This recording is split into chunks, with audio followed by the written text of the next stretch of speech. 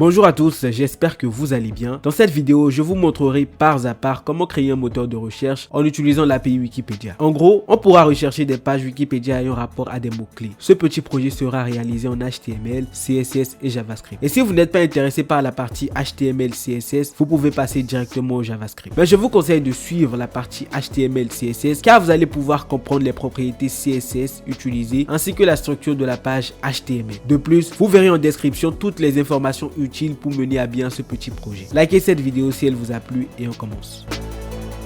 Alors j'ai déjà créé un fichier qui s'appelle index.html et donc qui va contenir notre code HTML et voici l'image de Wikipédia que nous allons utiliser. Donc nous allons commencer par créer la structure de base d'une page HTML. Donc vous mettez un point d'exclamation et ça vous le génère automatiquement. Nous allons changer le titre, nous allons mettre recherche Wikipédia. Ensuite, nous allons créer un fichier CSS qui va s'appeler style.css et nous allons le relier à notre fichier index.html. Donc pour ça, vous faites link2.css et ça vous génère le lien. Ensuite, nous allons créer une section, une balise section, dans laquelle nous allons créer une div qui aura pour classe search div. Et à l'intérieur, nous allons mettre une image, et donc notre seule image, Wikipédia logo.png.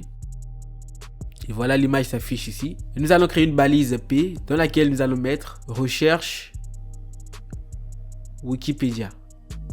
Ensuite, nous allons créer un formulaire. Cette fois-ci, il n'y aura pas d'action, donc on efface action. Et à la place, nous allons mettre une classe qui va s'appeler search bar. Et une deuxième classe qui va s'appeler JavaScript, qui va s'appeler JS-search form. À l'intérieur de ce formulaire, nous allons mettre un champ input de type test et qui aura pour classe JS search input. Nous allons mettre maintenant un bouton pour soumettre le formulaire et à l'intérieur nous allons mettre submit. Et en dehors de la section, nous allons créer une nouvelle section qui aura pour classe search result. Nous allons mettre une deuxième classe qui sera JS-search result avec S à la fin. Et donc cette section va contenir le résultat de notre recherche ou les résultats de notre recherche. Donc à l'intérieur, nous allons créer une div pour afficher les résultats.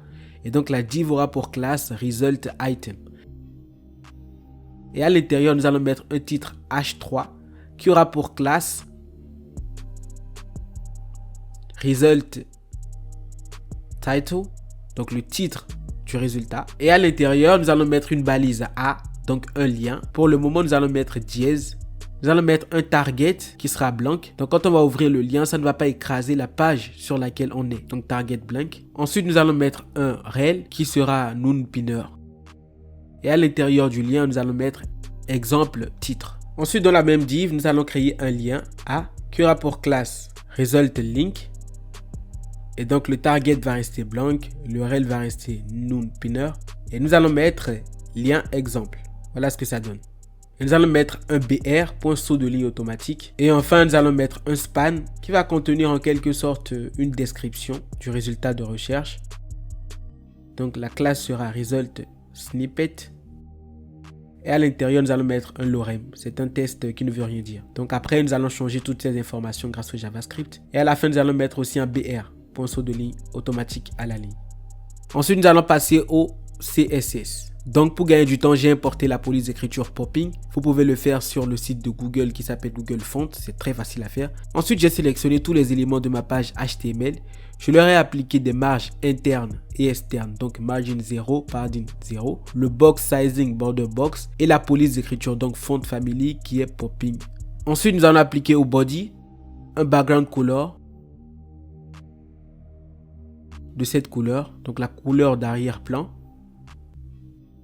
Et l'image, nous allons lui mettre une largeur de 200 pixels, donc width 200 pixels. Et là, rien ne change. C'est parce qu'il manque un S dans le nom du fichier. Voilà. Et vous voyez, les modifications sont bien visibles. Ensuite, nous allons appliquer au search div un display flex pour rendre les éléments à l'intérieur flexibles, un justify content center et un align item center. Et ces trois éléments permettent de centrer horizontalement et verticalement le contenu de la search div. Ensuite, nous allons faire un Flex Direction Column. Donc, les éléments contenus dans cette div seront affichés sous forme de colonne. Ensuite, un height de 250 pixels, une hauteur de 250 pixels et une marge extérieure de 70 pixels. 0. Ensuite, nous allons appliquer une marge au bas de la div qui sera à 90 pixels. Ensuite, nous allons nous attaquer maintenant à la balise P de la search div. Donc un font size, une taille de police d'écriture qui sera 20 pixels. Ensuite, nous allons appliquer une marge 20 pixels 0. Ensuite, on va s'attaquer à la search bar. On va lui donner une largeur de 800 pixels, donc width 800 pixels. Un display flex. Un background color blanc, donc une couleur d'arrière-plan blanche. Une marge intérieure de 20 pixels, donc padding 20 pixels. Un border radius, dont nous allons arrondir les bords de 6 pixels.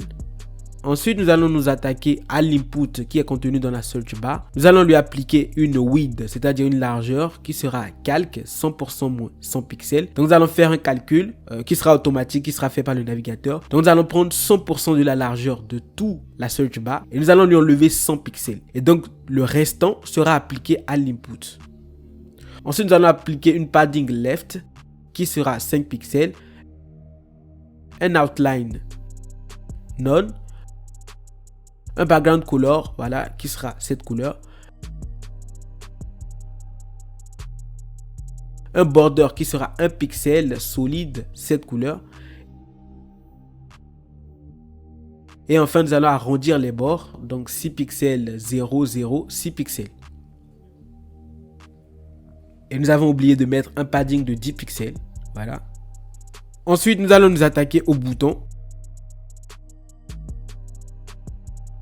Donc vous faites un width de 100 pixels, une largeur de 100 pixels, un background color de cette couleur, un border qui sera JSFF, un color qui sera JSFF aussi pour la couleur du test dans le bouton. Nous allons arrondir aussi les bords, donc border radius 0, 6 pixels, 6 pixels 0. Ensuite nous allons faire un curseur pointeur. Donc quand on va mettre le curseur sur le bouton, le curseur va se transformer en une petite main, donc un pointeur. Ensuite, nous allons nous attaquer au search result. Donc une padding de 0,200 pixels, une margin bottom qui sera de 20 pixels. Et nous allons appliquer au titre H3 une margin top de 20 pixels. Ensuite, nous allons faire H3A, une couleur qui sera cette couleur, donc la couleur du titre H3 sera de cette couleur et une font size qui sera de 20 pixels, donc une taille de police d'écriture 20 pixels. Ensuite, nous allons nous attaquer au result link. Nous allons lui mettre une couleur, voilà, une couleur à peu près verte. Nous allons faire un test decoration none, donc on n'aura pas un soulignement. Ensuite, nous allons mettre un margin qui sera de 5 pixels 0. Maintenant, nous allons passer au responsive qui est très simple. Donc tout d'abord, nous allons faire media et nous allons préciser la taille maximale. Donc max width est de 921 pixels. Donc quand la taille de notre page ou de notre écran sera inférieure ou égale à 900 pixels, nous allons faire à la search bar, nous allons appliquer la propriété width 100% à la search bar. Et à la search result, nous allons faire d'abord un margin top qui sera de moins 60 pixels. Et enfin, un padding de 20 pixels, 10 pixels. Et vous voyez, ça marche correctement. Et on a un site qui est bien responsive. Donc la partie front-end est terminée. Nous allons maintenant passer à la partie JavaScript. Alors voici la page de l'API que nous allons utiliser. Vous allez trouver le lien en description. Donc avant de commencer, nous allons créer un fichier qui va s'appeler script.js. Et donc qui sera pour le JavaScript. Et nous allons relier ce fichier à notre page index.html. Donc vous faites script2.src et à l'intérieur du src, vous mettez le nom du fichier, donc script.js. Alors nous allons d'abord commencer par créer une fonction qui va s'appeler handleSubmit et qui aura pour argument event. Et donc ce que nous allons faire d'abord, c'est empêcher le rechargement de la page lors de la soumission du formulaire. Donc pour ça, vous faites event.preventDefault. Ensuite, nous allons récupérer la valeur de recherche et supprimer les espaces vides au début et à la fin. Donc tout d'abord, nous allons créer une constante qui va s'appeler searchQuery et qui sera égale à document.querySelector. Et donc ça va nous permettre de récupérer une classe Et la classe que nous allons récupérer, c'est JS Search Input. Voilà, qui est la classe du champ input. Et donc, vous faites .value, la fonction trim. Ensuite, nous allons sélectionner l'élément qui contiendra les résultats de recherche. Et pour ça, nous allons créer une constante qui va s'appeler searchResult et qui sera égale à document.querySelector. Et à l'intérieur de la fonction querySelector, nous allons mettre .js_searchResult. Et après cela, nous allons effacer le contenu précédent des résultats de recherche. Donc, vous faites searchResult.innerHTML est égal à guillemets. Ensuite, nous allons construire l'URL de l'API de Wikipédia avec la requête de recherche. Donc, vous allez créer une constante qui va s'appeler endpoint et qui sera égale au lien que je vais vous donner. Donc, j'ai construit le lien qui va suivre grâce à cette API. Vous voyez, grâce à toutes ces informations. Donc, l'URL va contenir l'action qui sera query, liste qui sera search, le format qui sera un format JSON, etc. Donc, voici le lien que nous allons utiliser pour la recherche. Et là, vous voyez, on a fait une recherche avec bonjour à la fin. Vous voyez, à la fin du lien, on a bonjour. Et donc, voici les résultats que l'API nous a donnés. Voilà, les résultats ayant rapport à bonjour qui sont au format JSON. Et donc, ce que nous allons faire, c'est nous allons personnaliser ce lien et vous changez les guillemets. Là, nous allons mettre des guillemets spéciaux. Voilà. Et pour faire ces guillemets-là, vous faites Alt-JR plus la touche 7 alphanumérique. Et nous allons effacer bonjour et nous allons mettre $accolade. Et à l'intérieur de l'accolade, nous allons mettre search query. Donc la constante que nous avons créée au début. Ensuite, nous allons effectuer une requête fetch vers l'API de Wikipédia. Donc pour cela, vous faites fetch et à l'intérieur, nous allons mettre endpoint. Nous allons faire maintenant .then response flèche accolade. Et nous allons gérer les erreurs de la requête HTTP. Donc, if réponse.ok. Donc, si la réponse n'est pas OK, là, on a utilisé la négation avec le point d'exclamation. Donc, nous allons faire throw error response.status_test. Ensuite, nous allons faire return response.json. Donc là, nous allons renvoyer la réponse de l'API sous forme d'objet JSON.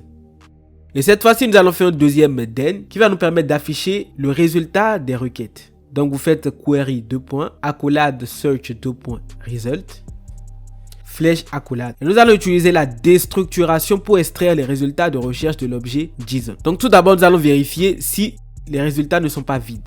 Donc, vous faites une condition if result.length est égal à 0. Donc là, on a mis 3 égales. Vous pouvez mettre 2 égales. Et donc, si les résultats.length égale à 0, nous allons faire un alerte. Donc, nous allons afficher une alerte. Aucun résultat trouvé. Essayez avec d'autres mots-clés. Et à la fin, nous allons mettre return. Et donc, normalement, si aucun résultat n'a été trouvé, le programme va s'arrêter là. Mais s'il y a un résultat qui a été trouvé, le programme va continuer. Et donc, on va faire un result.forEach result.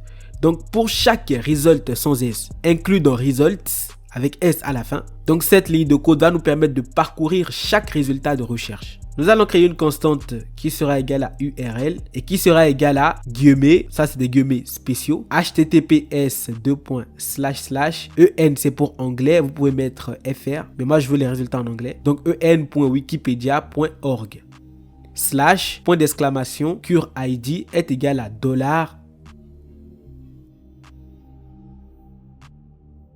$accolade résultat.page ID qui correspond au résultat. Et donc la page ID se trouvera dans la réponse JSON de chaque résultat.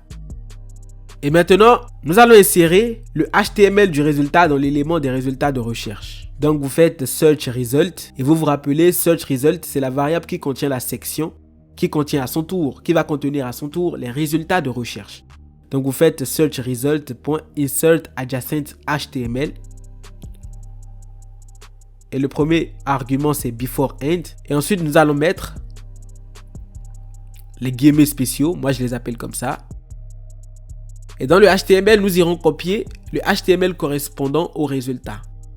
Ce HTML-là, avec la div result item. Nous allons mettre ça là. J'essaie d'arranger les choses vite fait. Voilà. Donc au niveau du premier lien, nous allons mettre URL et à l'intérieur de ce lien, nous allons mettre $result.title. Voilà, donc qui correspond au titre de la recherche. Ensuite, au niveau du deuxième lien, nous allons mettre aussi $URL. Donc le URL correspond à la variable URL que nous avons créée juste en haut. Et à l'intérieur de ce lien, nous allons aussi mettre $URL. Et enfin, au niveau du span, nous allons faire $result.spinet. Donc, nous allons ajouter le spinet, voilà, qui est dans le fichier JSON. Donc, pour ça, nous allons effacer le contenu de la span et nous allons remplacer ça par $result.spinet. Ensuite, nous allons attraper les erreurs, donc en utilisant catch, donc .catch, ERR, flèche, accolade. Donc, nous allons faire console.log ERR. Donc, quand il y aura une erreur, nous allons afficher toutes les erreurs sur la console. Et nous allons afficher une alerte échec de la recherche sur Wikipédia. Donc, en gros, quand il y aura un échec, nous aurons un message qui va nous notifier de cet échec-là. Et donc, nous avons fini avec la fonction handle_submit. Maintenant, nous allons faire document.querySelector pour sélectionner le formulaire de notre page HTML. Et donc, nous allons mettre la classe de ce formulaire-là qui est js.search-form. Donc, nous allons ajouter un écouteur d'événements sur la soumission du formulaire de recherche pour déclencher la fonction handle_submit. Donc, pour ça, nous allons mettre submit, handle_submit. Et donc, quand le formulaire sera soumis, c'est-à-dire quand on va cliquer sur le bouton Submit, la fonction handle_submit sera appelée directement. Donc, la fonction que nous avons créée en haut. Et au niveau de querySelector, au niveau de la classe, n'oubliez pas le point. Sinon, ça ne va pas marcher. Nous allons maintenant faire un test. J'écris bonjour. Et vous voyez, nous avons des résultats. On aurait dit des recherches sur Google. Vous cliquez sur le premier. Ça vous envoie vers la page. Vous voyez. Vous voyez. Maintenant, pour avoir un truc propre, nous allons effacer le test par défaut dans le HTML. Donc, ce test-là, ce code-là, voilà. Donc, vous verrez que quand on ira sur notre page, on aura une page vide sans résultat. Et quand on cherche un résultat, nous aurons les résultats en bas, vous voyez. Et le projet se termine ainsi.